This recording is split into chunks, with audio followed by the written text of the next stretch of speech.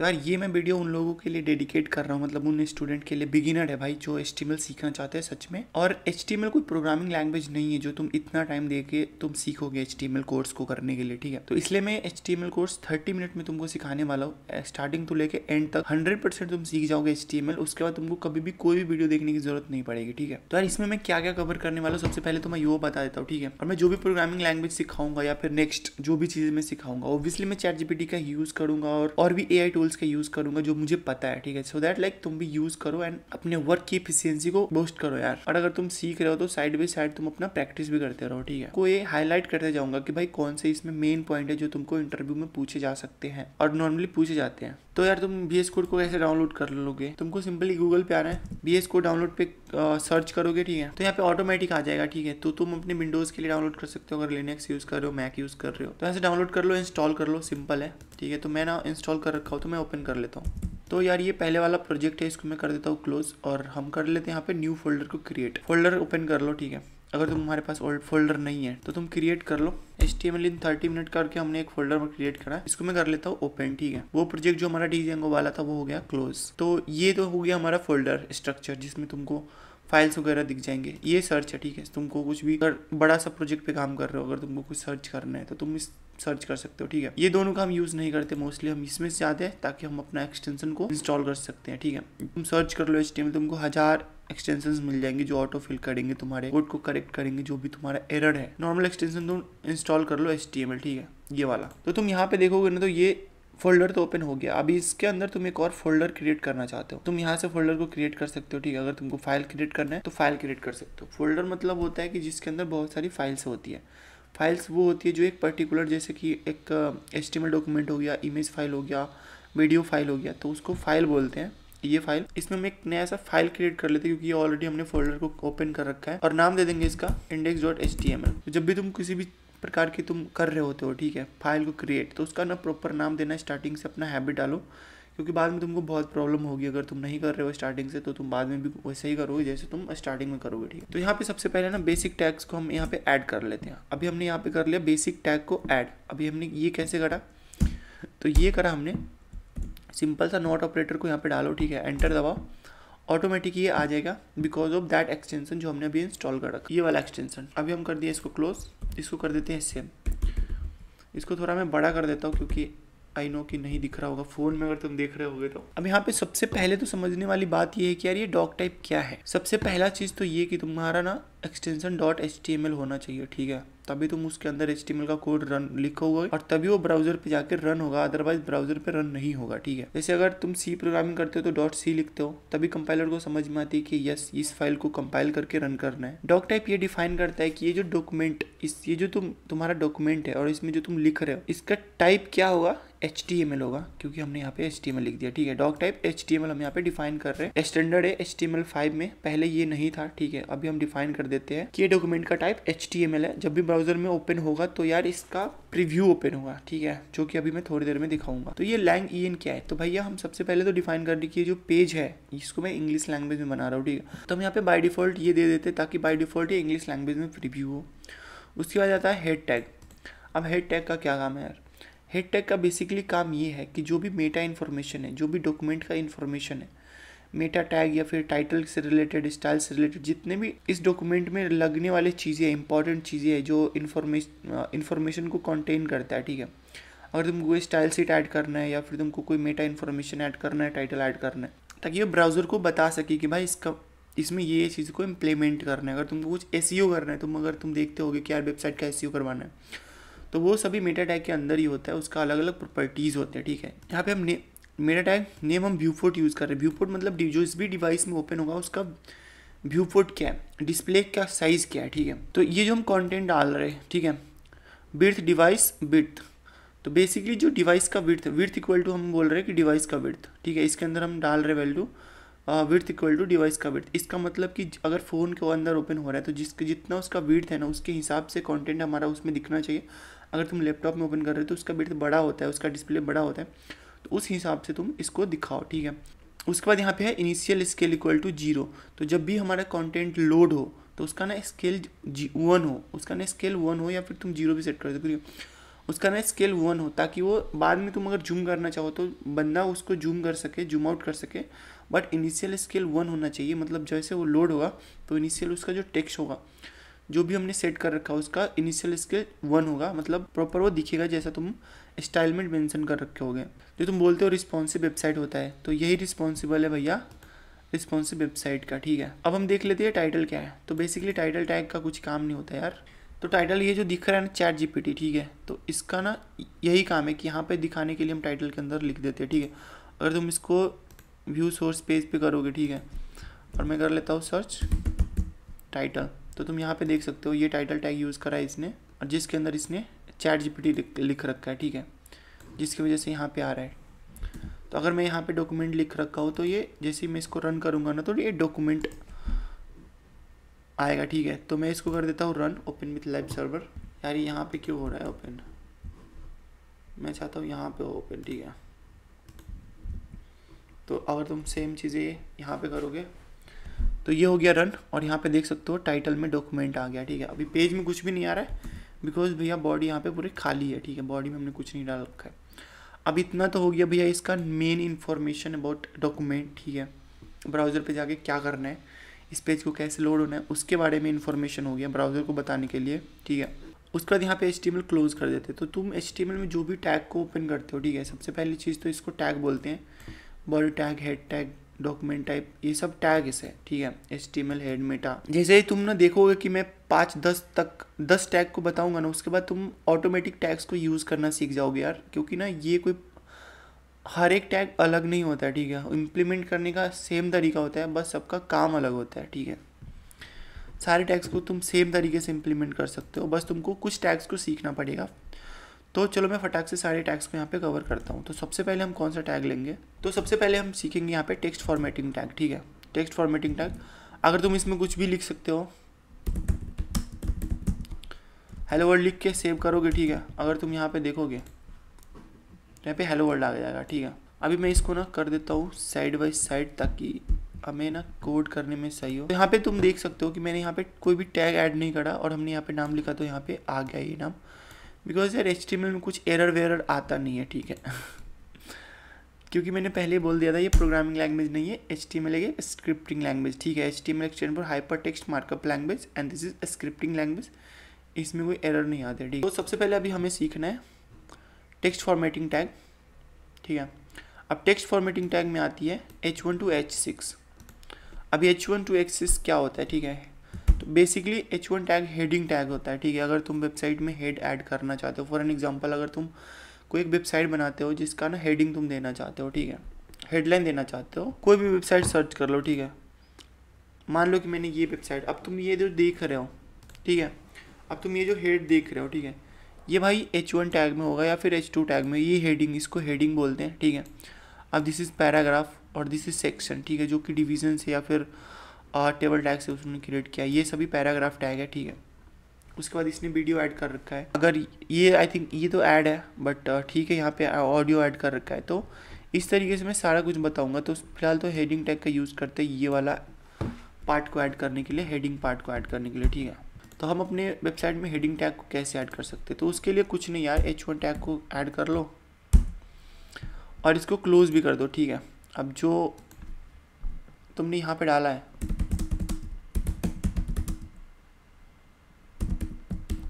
अब मैंने इसके अंदर नाम लिख दिया दिस इज हेडिंग फर्स्ट। जैसे मैं इसको कंट्रोल एस सेव करूँगा, ठीक है, तो तुम देख सकते हो यहाँ पे ऑटोमेटिक आ गया, ठीक है।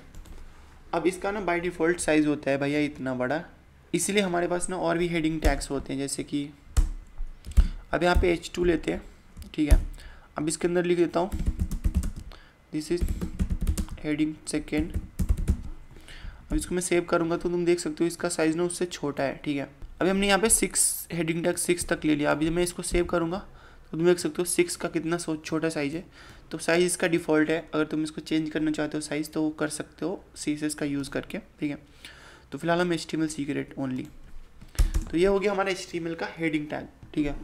अभी नेक्स्ट टैग क्या है हमारा, नेक्स्ट टैग है पैराग्राफ टैग, ठीक है। तो पैराग्राफ का यूज़ क्यों करते हैं तुमको हमने दिखाई दिया था यार। तो ये जो लाइन है, या ये भी हो सकता है कि ये सेकेंड हेडिंग में हो, ठीक है, पर ये जो है ना ये पैराग्राफ टैग है, ठीक है। ये जो लाइन यहाँ पे ऐड कर रखा है ये पैराग्राफ टैग है, तो अभी हम पैराग्राफ टैग को कैसे इम्प्लीमेंट कर सकते हैं अपने वेबसाइट में। तो चलो हम ठीक है, सबसे पहले तो ये इसका ना ये हेडिंग को कॉपी कर लेते हैं और यहाँ पे हम लेते हैं H1 टैग, जिसके अंदर हम ये पेस्ट कर देते हैं, ठीक है। और तुम अगर देखोगे यहाँ पे तो ये आ गया भाई हेडिंग, ठीक है। अभी ये हेडिंग टैग को हमने यूज़ कर लिया यहाँ पे। इसको हटाने के लिए हमें कुछ नहीं करना है, ये सभी को मैं हटा देता हूँ ताकि तुमको अच्छा दिखे एटलीस्ट, ठीक है। ये हो गया हमारा ऐड H1 टैग। उसके बाद हम यहाँ पे यूज़ कर लेंगे पैराग्राफ टैग। तो पैराग्राफ टैग जो कि मैंने बताया, पैराग्राफ को ऐड करने के लिए हम पैराग्राफ टैग को यूज़ करते हैं। अब यार पैराग्राफ में ना मुझे ये ऐड करना है, ठीक है। ये तो भैया वीडियो है जो कि मैं तुमको बाद में बताता हूँ। अभी पैराग्राफ में मैंने ये ऐड कर लेता हूँ। पैराग्राफ में मैंने ये ऐड कर लिया। अभी हम चल जाते हैं डॉक्यूमेंट पे। अभी मैं करता हूँ इसको सेव। जैसे मैंने सेव करा ये आ गया, ठीक है। तो तुम देख सकते हो ये जो जिस तरीके से है यहाँ पे अब ये आ गया है, ठीक है। अभी इसने टेक्स्ट दूसरा ऐड कर रखा है क्योंकि ये जिसका जो स्टाइल है टेक्स्ट का वो अलग है, हमारा जो है वो फिलहाल डिफ़ॉल्ट है, ठीक है। तो यार पी टैग तो हमें समझ में आ गया, ठीक है। अभी हम देखना है कि हमें ये बी टैग का क्या क्या है। बेसिकली अगर तुमको टेक्स्ट को बोल्ड करना है, फॉर एन एग्जांपल तुमको मान लो कि हमें बोल्ड करना है भैया 20 ईयर्स ओल्ड को, ठीक है। इसको हमें करना है बोल्ड, ठीक है। तो तुमको क्या करना है, इसको यहाँ पे कट कर देना है, बी टैग यूज़ कर लेना है यहाँ पे और इसके अंदर तुम डाल दो, सेव कर दो, ये तुम्हारा हो जाएगा बोल्ड, ठीक है। अगर मान लो तुमको इटैलिक करना है कुछ, जैसे न्यू दिल्ली को इटैलिक करना है, तो इटैलिक करने के लिए कुछ नहीं, यहाँ पे आई टैग यूज़ कर लो, ठीक है। इसके अंदर तुम न्यू दिल्ली लिख दो। अभी तो ये हमारा नॉर्मल है, जैसे मैं इसको सेव करूँगा ये हो जाएगा इटैलिक में, ठीक है। उसके बाद हो गया अंडरलाइन। यू टैग को हम यूज़ करते हैं अंडरलाइन करने के लिए। अगर कोई भी तुमको अंडरलाइन करना है, फॉर एग्जांपल तुमको एटलीस्ट 2 पर्सन्स को तुमको करना है अंडरलाइन, ठीक है। तुमको कुछ नहीं करना है, यहाँ पे इसको हटाओ। अंडरलाइन के लिए हम यू टैग यूज़ करते हैं, इसके अंदर इसको डाल दो, ठीक है। जैसे मैं इसको सेव करूँगा देख लो यहाँ पे अंडरलाइन हो गया ये पूरा। नेक्स्ट हमारा क्या है, स्मॉल टैग, ठीक है। अब स्मॉल टैग का क्या काम है, जैसे ये हेडिंग में है, ठीक है। इसको मैं कर लेता हूँ, हटा देता हूँ। स्मॉल टैग हम यहाँ पे यूज़ कर रहे हैं, ठीक है। इसके बाद हम यहाँ पे पेस्ट कर देते हैं ये। अब उसके बाद यहाँ पे देखते हैं कि क्या हो गया। तो भाई देख सकते हो ये जो है इसको इसने स्मॉल कर दिया थोड़ा सा, ऐसे तुम देख सकते हो। बाकी की जो टेक्स्ट है उसे थोड़ा सा स्मॉल दिख रहा है, ठीक है। मेन बाकी मार्क हाईलाइट कर देता है सब। हाँ ये इंपॉर्टेंट है, तुमको ये चीज़ें सीखनी चाहिए क्योंकि ये तुम सब एंड SUP, ठीक है। सब एंड सुप का क्या काम है, अगर तुमको मान लो कि वेबसाइट में H2O लिखना है, यहाँ पे H2O लिखना है, ठीक है।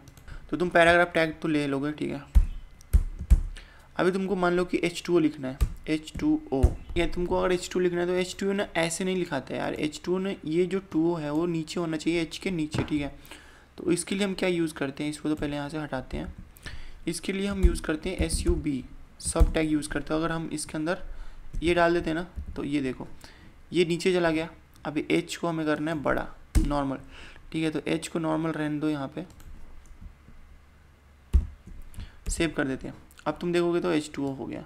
अगर तुमको लिखना है यहाँ पे, मान लो कि तुमको लिखना है x स्क्वायर लिखना है तुमको, ठीक है। x स्क्वायर लिखना है तो H2 लिख दोगे, तुम सेव करोगे यार x2 हो गया। तो पर तुमको x को पावर 2 देना है, ठीक है।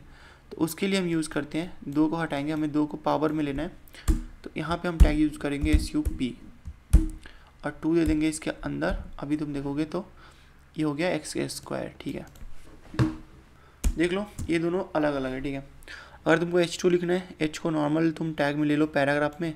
उसके बाद तुमको जो भी नीचे दिखाना है, नीचे मतलब H2O, ठीक है, वो हो गया। उसके बाद हम x स्क्वायर लिखना है तो x को नॉर्मल P टैग के अंदर, जैसे इसको हटा कर दोगे तो नॉर्मल x हमारा P टैग के अंदर हो गया। और 2 को हमें ऊपर दिखाना है इसलिए SUP यूज़ कर रहे हैं, ठीक है। सो गाइस नेक्स्ट हम देखेंगे लिस्ट क्या होता है, ठीक है। लिस्ट इन HTML। तो जो पिछले हमने कर रखा है इसको हम डिलीट कर देते हैं। इसको सेव करेंगे तो देख सकते हैं यहाँ पे ब्लैंक आ गया, ठीक है। तो अभी हम सबसे पहले लेंगे कि लिस्ट क्या होता है, ऑर्डर लिस्ट, ठीक है। तो सबसे पहले हम ऑर्डर लिस्ट देखेंगे। तो बेसिकली लिस्ट का हम यूज़ इसलिए करते हैं ताकि हम अपने वेबसाइट में आइटम को लिस्ट वाइज शो कर सके, नंबर वाइज शो कर, नंबर वाइज या फिर पॉइंट वाइज शो कर सके, ठीक है। तो हम कैसे लेंगे, सबसे पहले तो हम हमारे पास 3 तरीके का लिस्ट होता है। पहला होता है ऑर्डर लिस्ट, दूसरा होता है अनऑर्डर लिस्ट और तीसरा होता है डिस्क्रिप्शन लिस्ट, ठीक है। तो सबसे पहले हम ऑर्डर लिस्ट को देखते हैं, ठीक है। ऑर्डर लिस्ट को ऐड करने के लिए OL टैग यूज़ करेंगे ऑर्डर लिस्ट, ठीक है। अभी ऑर्डर लिस्ट को हमने टैग तो स्टार्ट कर लिया, अभी इसके अंदर हमें लिस्ट आइटम ऐड करना है, ठीक है। तो उसके लिए हमें यूज़ करते हैं LI टैग, ठीक है। ये तो हो गया ऑर्डर लिस्ट, ठीक है, ऑर्डर वाइज देगा, बट इसके अंदर तुम आइटम ऐड ही नहीं करोगे तो यहाँ पे आएगा क्या, ठीक है। तो फॉर एन एग्जांपल इसको हम ऐड कर लेते हैं कि XYZ, यार कुछ भी ले लेते हैं, ठीक है। इसको सेव करते हैं तो यहाँ पे देख सकते हो ऑर्डर वाइज में आ गया। अभी हम ये लिस्ट आइटम को जैसे ही हम यहाँ पे डुप्लीकेट करेंगे, लेकिन हम मान लो कि हम यहाँ पे दूसरा यूज़ करते हैं, इसको सेव करते हैं तो वहाँ पे देख सकते हो क्या, ये लिस्ट वाइज आ रहा है 1 2, ठीक है। तो यही होता है ऑर्डर लिस्ट। अगर मैं यहाँ पे और भी ले लेता हूँ, सबको सेव करते हो तो तुम देख सकते हो 7 तक यहाँ पे लिस्ट वाइज आ रहा है, ठीक है। ऑर्डर लिस्ट हो गया। अभी नेक्स्ट क्या हमारा अनऑर्डर लिस्ट, ठीक है। अनऑर्डर लिस्ट का टैग होता है यार UL। अब ये हो गया अनऑर्डर लिस्ट। अब अनऑर्डर लिस्ट में भी होता है यही सेम चीज़ कि तुमको अंदर में तो लिस्ट आइटम ही ऐड करना पड़ेगा, LI मतलब, ठीक है। अभी लिस्ट आइटम हमने ऐड करा, अभी मैं इसको सेव करूँगा तो तुम देख सकते हो अनऑर्डर लिस्ट में यार ये ऑर्डर वाइज नहीं चलता है, ठीक है। ये यहाँ पे कुछ भी आ जाएगा, ठीक है। DD मतलब डिस्क्रिप्शन डेफिनेशन, ठीक है। तो अभी हम इसको ऐड करते हैं, ठीक है, और इसको देखते हैं कि इसका क्या रिजल्ट आता है, ठीक है। तो इसका DL हमने ले लिया, DL टैग ले लिया। अब DL टैग के अंदर आपको यूज़ करना है DT टैग, ठीक है। अब DT टैग डिफिनीशन टाइटल, ठीक है। तो हम मान लेते हैं कि HTML हम ले लेते हैं इसका टाइटल। अभी हम इसको सेव कर दे तो ये क्या आ रहा है HTML, ठीक है। अभी उसके बाद हम यूज़ करेंगे DD, ठीक है। DD टैग का क्या यूज़ है, इसको हम सेव करेंगे, ठीक है। तो आप देख सकते हो ये कुछ इस तरीके से आएगा, ठीक है। जैसे तुम डिस्क्रिप्शन टाइटल लेते हो, उसके बाद डिस्क्रिप्शन डेफिनेशन, तो टाइटल ये हो गया HTML, डेफिनेशन हो गया दिस इज HTML, ठीक है। तो ऑर्डर लिस्ट का तो मेन प्रॉपर्टी होता है टाइप, ठीक है। तो हम यहाँ पे टाइप लेते हैं, टाइप इक्वल टू अगर 1 कर देते हैं, इसको सेव कर देंगे तो 1 2 3 आ गया, ठीक है। इसका अगर हम कर देते हैं A, सेव करेंगे तो ये ABCD आ जाएगा, ठीक है, ठीक है। स्टाइल ये तो हो गया इंटरनल CSS, तो CSS तो यहाँ पे नहीं सीखना है, बट हम इसको अगर चाहेंगे इसको चेंज करना तो इसको भी कर सकते हैं। स्क्वायर हो गया, ठीक है, मतलब वो सर्कल करना है तो सर्कल्स भी हो जाएगा, ठीक है।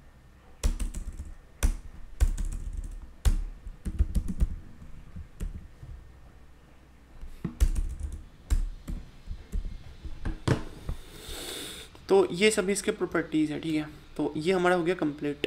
तो अभी नेक्स्ट हमारा सबसे इम्पॉर्टेंट चीज़ है, लाइक इम्पॉर्टेंट है और इंटरव्यू पॉइंट से भी बहुत ही इंपॉर्टेंट है ये, क्योंकि इंटरव्यू में तुमको एंकर टैग को इम्प्लीमेंट करना, इमेज टैग को इम्प्लीमेंट करना, वो पूछेंगे तुमको एंकर टैग के बारे में, HREF के बारे में, URL के बारे में पूछेंगे, ठीक है। इमेज में पूछेंगे तुमको SRC के बारे में एंड अल्ट टैग के बारे में, ठीक है। ये सभी को यहाँ से भगाते हैं। अभी हम इम्प्लीमेंट करेंगे, वापस हम जब इसको सेव करेंगे तो ये हो गया ब्लैंक, ठीक है।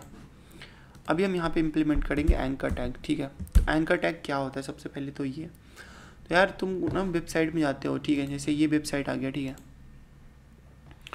अब तुमको ना कहीं कोई तो ऐसा लिंक दिखेगा, कोई तो ऐसा टेक्स्ट दिखेगा, जैसे ये देखो, इस पर तुम क्लिक करोगे ना तो तुम कहीं और चले जाओगे, ठीक है, क्योंकि इसके अंदर ना लिंक्स है, ठीक है। इसके अंदर लिंक, जैसे इस पर क्लिक कर रहे हो तो तुम कहीं और, तुमको ये नेविगेट कर रहा है, ठीक है। जैसे तुम ये देख रहे हो लाइव TV इंडिया, ये सभी जो जितने भी वर्ड है, ठीक है, तुम जिस पे भी क्लिक करोगे ना तो तुम नेविगेट हो जाओगे यार, कहीं और चले जाओगे, ठीक है। तो उसके लिए हम यूज़ करते हैं एंकर टैग, ठीक है। तो चलो हम अब इस वाले पेज पे आने के लिए हमें क्या करना है, इसको ही करते कॉपी, ठीक है। तो मैं इसको कर लेता हूँ कॉपी, ये टेक्स्ट को एंकर टैग के अंदर डाल देता हूँ यहाँ पे, ठीक है।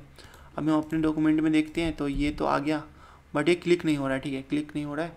तो इसके लिए हम क्या करेंगे, ठीक है। तो जैसे इस पर क्लिक हो रहा है तो ये आ रहा है यहाँ पे, ठीक है। अभी उस पेज पे जाने के लिए तुमको क्या करना पड़ेगा, यहाँ पे तुमको ना उसका लिंक डालना पड़ेगा, और लिंक डालते हैं इसका प्रॉपर्टी रहता है HREF, ठीक है। HREF के अंदर तुम जैसे ये लिंक डाल देते हो, फिर तुम इसमें आके सेव कर देते हो, ठीक है। अभी हम इसको सेव करेंगे तो तुम देख सकते हो कि ये अब क्लिक होने लग गया, ठीक है। तुम जैसे इस पर क्लिक करोगे तुम ये आ जाओगे यहाँ पे, ठीक है। तो इस तरीके से तुम अपनी वेबसाइट के अंदर बहुत सारे तुम ऐसे नेविगेशन को ऐड कर सकते हो, जिस पे क्लिक करने के बाद तुम ये कर सकते हो, ठीक है, रीडायरेक्ट कर सकते हो। अभी इसमें ना ये भी होता है, प्रॉपर्टी होता है कि यार कि अगर कोई बंदा क्लिक कर रहा है तो सेम पेज पे अगर ओपन हो रहा है, तुमको सेम पेज में ओपन हो रहा है, ठीक है। बट अगर तुम चाहते हो कि नया टैब में ओपन हो तो तुम इसके लिए तुम क्या कर सकते हो, टारगेट ले सकते हो ब्लैंक, ठीक है। अब सेव करूँगा मैं इसको। अब जैसे मैं इस पर क्लिक करूँगा तो ये नया टैब में जाके ओपन होगा, ठीक है। इसी में ओपन नहीं हो रहा है, ये नया टैब में ओपन हो रहा है, ठीक है। जस्ट बिकॉज ऑफ हमने यहाँ पे टारगेट ब्लैंक डाल दिया, ठीक है। तो ये तुमको इंटरव्यू में पूछ लेंगे। अब इसके ना और भी प्रॉपर्टीज़ आ रहा है। पेरेंट मतलब क्या होता है पता नहीं। पेरेंट्स को सेव कर रहे हैं, इस पर क्लिक कर रहे हैं तो ये ना पेरेंट सेव में बोल रहा है, ठीक है। अभी नेक्स्ट क्या है हमारा, नेक्स्ट है इमेज टैग को कैसे इंप्लीमेंट कर सकते हो, ठीक है। तो इमेज टैग को कैसे इंप्लीमेंट करना है, अगर तुम यहाँ पे देखोगे तो यहाँ पे ये इमेज को ऐड कर रखा है, ठीक है। इस जो भी यहाँ पे लिंक है, जो भी तुम ये देखोगे ये इमेज है, ठीक है। उसके बाद तुम ये सभी देखोगे, ये सभी ना इमेजेस है, इमेजेस। तो इमेजेस को कैसे अपने वेबसाइट के अंदर ऐड कर सकते हो, तो वो अभी हम देखेंगे। इमेज को ऐड करने के लिए हम यूज़ करते हैं इमेज टैग, ठीक है। ये वाला इमेज टैग, ठीक है। तो अभी हम यहाँ पे लेते हैं image tag in HTML। Image tag लेंगे, ठीक है। इमेज टैग को ना क्लोज नहीं करते, ठीक है। जैसे तुम देखते होंगे एंकर टैग को हमने क्लोज कर दिया है, उस तरीके से इमेज टैग को क्लोज नहीं करते। इमेज टैग को बस हम क्लोज कर भी सकते हैं बट नहीं करते, नॉर्मली बिना करे ही चल जाता है। तो हम इसका ना SRC लेंगे। अब SRC में तुम जिस भी इमेज का तुम यहाँ पे पाथ दोगे ना, वो यहाँ पे ऐड हो जाएगा, ठीक है। अगर मैं यहाँ पे सेव कर रहा हूँ तो यहाँ पे कुछ भी नहीं आ रहा, ठीक है। इसका ना एक एट्रीब्यूट होता है अल्ट। अल्ट मतलब इमेज। अभी हमने सेव कर दिया। अब जब इमेज का ना पाथ नहीं देते हो या फिर कुछ नहीं देते हो ना, तो अल्ट का बेसिकली काम होता है कि जो इमेज हम दे रहे हैं ना, इसके डिस्क्रिप्शन को हम इसमें डाल देते हैं कि भैया इमेज किसके बारे में, बीच, ठीक है। इमेज अबाउट बीच, ठीक है। और इसको हम सेव कर देते हैं। तो ये इमेज अगर लोड नहीं होता ना तो ये डिस्क्रिप्शन दे देता है, ठीक है। और अगर इमेज लोड हो जाता तो ये फिर यहाँ पे शो नहीं होता, ठीक है। तो चलो हम सबसे पहले यहाँ पे ना इमेज लिख लेते हैं बीच का। अगर ये इमेज ओपन हो जाए तो ठीक है। चलो इसको ना डाउनलोड कर लेते हैं। अभी हमने कर लिया है डाउनलोड उस इमेज को, ठीक है। अभी उस इमेज को मैंने यूज़ करना है यहाँ पे, ठीक है। तो डाउनलोड कहाँ पे हुआ है, डाउनलोड हुआ रहेगा यहाँ पे, ठीक है। ये इमेज है हमारा। तो इसके लिए हम क्या कर सकते हैं, इस इमेज को कर रहा हूँ मैं कॉपी, ठीक है। उसके बाद हमने ना डेस्कटॉप पे बनाया है ये वाला फाइल HTML in 30 सेकेंड। इसको मैं कर देता हूँ यहाँ पे पेस्ट और इसका नाम देता हूँ इमेज का नाम, ठीक है, बीच डॉट ये। उसके बाद यहाँ पे देखते हैं, अब इसको ना ऐड करता हूँ मैं बीच डॉट JPG। अब इसको मैं सेव कर रहा हूँ तो ये ना यहाँ पे इमेज तो आ गया यार वेब पेज में, ठीक है, वेबसाइट में। बट ये बहुत बड़ा है, ठीक है, इमेज। और ये जो अल्ट टैग है वो भी इसमें नहीं आ रहा, ठीक है। विड्थ कर देता हूँ मैं 20% ताकि ये छोटा हो जाए, ठीक है। अब ये हो गया छोटा, ठीक है। तो इस तरीके से ना इमेज को ऐड कर सकते हो, ठीक है। जैसे यहाँ पे इमेजेस ऐड हो रखे हैं उस तरीके से तुम कर सकते हो, ठीक है। तो इमेज तो खत्म हो गया। अभी मेन आ गया हमारा टेबल टैग। सो अब देखते हैं हमारा टेबल टैग क्या होता है, ठीक है। टेबल टैग का क्या यूज़ है और किस तरीके के जॉब्स में टेबल टैग को पूछा जाता है, ठीक है। तो वो सभी अभी देखते हैं। तो सबसे पहले तो मैं ये हटा देता हूँ इसको, ठीक है। तो अभी हम टेबल टैग समझेंगे। तो टेबल टैग में रहता है टेबल टैग लेंगे। टेबल टैग को हमने कर दिया क्लोज, ठीक है। इसको सेव करेंगे तो कुछ नहीं आएगा, ठीक है। अभी जब टेबल टैग तुम ले रहे हो, टेबल का मतलब कि तुम यहाँ पे एक टेबल बना रहे हो, ठीक है। स्क्वायर बॉक्स मान लो कि टेबल बना लिया तुमने। तो यहाँ पर ना सबसे पहला टैग होता है टेबल रो टैग, ठीक है। टेबल रो के अंदर ही टेबल डेटा या फिर टेबल हेडिंग तुम यूज़ कर सकते हो, ठीक है। तो TR तुमको लेना ही पड़ेगा हर जगह पे, ठीक है। अभी तुम टेबल लिया, TR लिया, ठीक है। अब TR के तुमको अंदर एक टेबल रो के अंदर ही तुमको टेबल हेड यूज़ करना है, ठीक है। तो अभी मैं यहाँ पे लेता हूँ कि नेम, ठीक है। अभी मैं सेव कर रहा हूँ तो ये ना टेबल हेडिंग 1 आ गया, ठीक है। अभी मैं दूसरा लूँगा table head. For an example column का नाम हो गया नेम। उसके बाद मैं ले रहा हूँ कि TH एक और ले रहा हूँ। उसके बाद ले रहा हूँ कि नंबर, इसको मैं सेव कर दूंगा नंबर, ठीक है। उसके बाद अगर मैं चाहता हूँ एक और टेबल का मैं कॉलम लूँ तो वो ले लूँगा मैं TH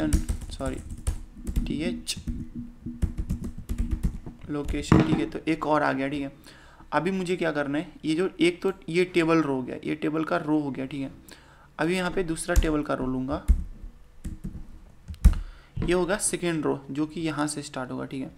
अब इसके अंदर मैं सोच रहा हूँ कि यहाँ पे मैं डेटा डालूँ, ठीक है। अब डेटा मुझे डालना है तो टेबल डेटा यूज़ करेंगे TD टैग, ठीक है। अब इसके अंदर हमें नाम के नीचे क्या यूज़ करना है, हमें मैं अपना नाम ले लेता हूँ दिलीप, ठीक है। तो ये जो नाम है उसके अंदर दिलीप हो गया, ठीक है। अब सेकंड में क्या यूज़ करूँगा, टेबल डेटा। अब डेटा के नीचे नंबर, अब नंबर फॉर एग्जांपल मैं ये ले लाऊँ, ठीक है। अभी मैं सेव कर देता हूँ, तो नंबर के नीचे नंबर आ गया, ठीक है। अभी लोकेशन के नीचे मैं लोकेशन ऐड करूँगा, टेबल डेटा टीडी टैग लूँगा, ठीक है। अभी नीचे लेता हूँ मैं पुणे, इसको मैं सेव करूँगा तो ये आ गया पुणे, ठीक है।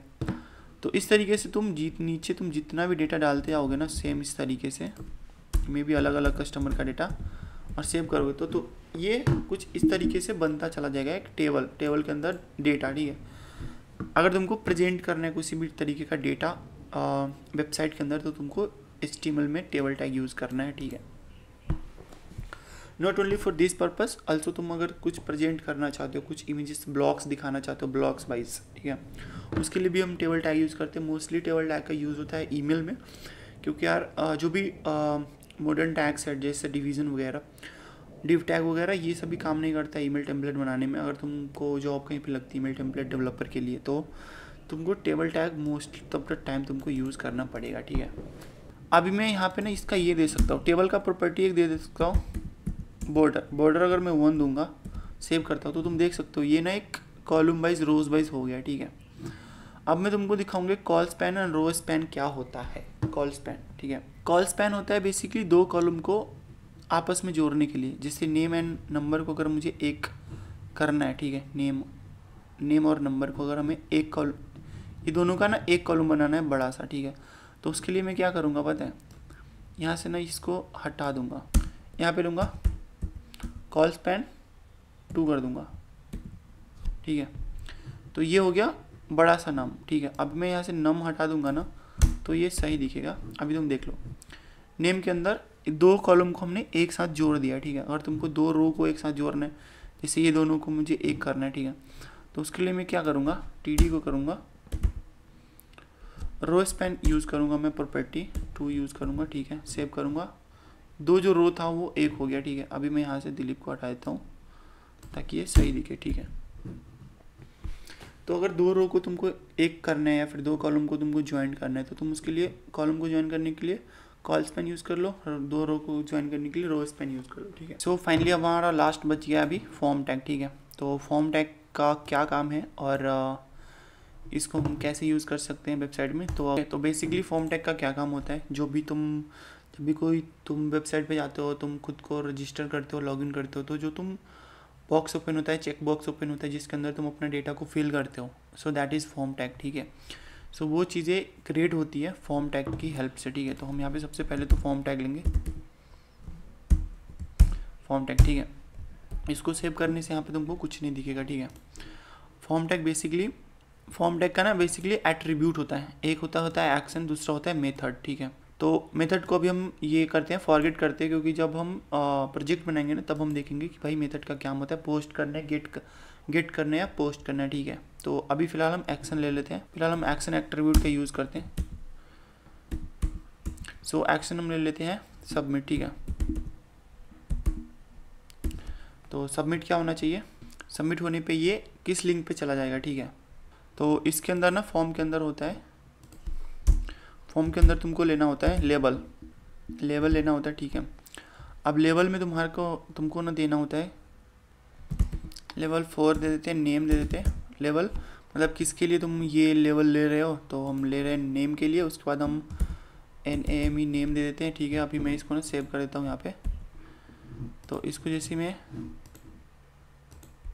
सेव करता हूँ, देख लो यहाँ पे नेम आ गया, ठीक है।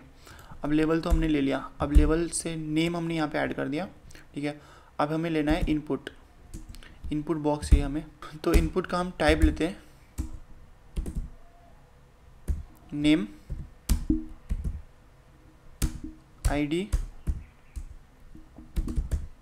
नेम ही लेते हैं, ठीक है। इनपुट टाइप ID हो गया, ठीक है। नेम इक्वल टू हम नेम ही ले लेते हैं, ठीक है, क्योंकि हमें ना इसमें नेम को लेना है, ठीक है। तो जैसे ही मैंने ये नेम करके उसको सेव करा, तो इसमें आ गया ऑटोमेटिक कि भाई तुम यहाँ पे अपना नाम डालो। और जैसे ही मैं इस फॉर्म पे क्लिक कर रहा हूँ तो यहाँ पे ऑटोमेटिक ये जो चीज़ें आ रही है, ठीक है, आ रही है जस्ट बिकॉज ऑफ क्योंकि ये इनपुट टैग यहाँ पे लगा हुआ है, ठीक है। अभी मैं इसमें अपना नाम लिख देता हूँ। नाम लिख के करने से कुछ नहीं होता है, ठीक है। अभी मुझे ना एक सबमिट बटन भी होना चाहिए, ठीक है। उसके लिए मैं बटन टैग लूँगा, ठीक है। बटन टैग लिया मैंने, इसको मैंने टाइप कर देता हूँ सबमिट।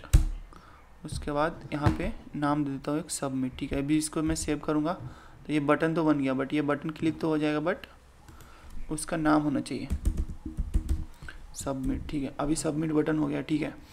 अभी मैं इसमें कुछ भी नाम ऐड करके इसको सबमिट क्लिक करूँगा तो ये जा रहा है क्या, कैन नॉट गेट सबमिटेड, ठीक है। अब तुम इसका ये देखोगे ना पाथ, तो ये देखो यार, पाथ में कर रहा हूँ यहाँ पे कॉपी, ठीक है, ठीक है। तो ये कहाँ पे जा रहा था, सबमिट होने के बाद जा रहा है नेम दिलीप कुमार को ये सबमिट कर रहा है, ठीक है। तो ये इसलिए कहीं पे भी नहीं जा रहा है क्योंकि हमने यहाँ पे कुछ भी यहाँ पे URL वगैरह या फिर बैकएंड का कुछ भी हमें स्टोर करने के लिए या फिर कहाँ पे हमें सेंड करना है डेटा को, हमने अभी तक इसका पाथ डिसाइड नहीं किया, इसलिए यहाँ पे सबमिट करने पे सिर्फ ये नाम को यहाँ सबमिट कर रहा है, बट ये कहीं पे जा नहीं रहा है, ठीक है। तो ये था हमारा फॉर्म टैग, ठीक है। फॉर्म टैग से तुम अच्छे अच्छे फॉर्म को क्रिएट कर सकते हो, कैसे, तो चलो मैं यहाँ पे एक ना एग्जांपल देता हूँ। ये मुझे HTML कोड दे देगा, ठीक है, जिसका मैं यूज़ कर लूँगा यहाँ पे। तो सेम ही दे रहा है, बस तुमको ना ये चीज़ें नहीं पता है अभी। स्टाइल टैग, ठीक है, ठीक है। अभी ये कोड को मैं कर लूँगा यहाँ पे कॉपी और यहाँ पे कर लेता हूँ मैं पेस्ट, ठीक है। अब यहाँ पे सारा कुछ सही है, सेम ही है, ठीक है। अगर तुम इसको हटा दोगे तो स्टाइल टैग को हटा दोगे तो, ठीक है। हटाने के बाद अभी तुम यहाँ पे देख लो, हमने यहाँ पे फॉर्म टैग यूज़ किया, एक्शन सबमिट है, मेथड पोस्ट है, ठीक है, मतलब ये कहीं पे जाने वाला नहीं है। अब यहाँ पे लेवल हमने लिया, फुल नेम के लिए इसने लिया, टेक्स्ट टाइप लिया, ठीक है। प्लेस होल्डर के अंदर अभी इसका ना एट्रीब्यूट्स होते हैं। प्लेस होल्डर क्या होता है, एंटर योर नेम, तो इसके अंदर जो बैक करते हैं, ठीक है। अब यहाँ पे जो कुछ भी नहीं है इसके अंदर में, यहाँ पे लिख के आएगा एंटर योर नेम, ठीक है, वही होता है प्लेस होल्डर।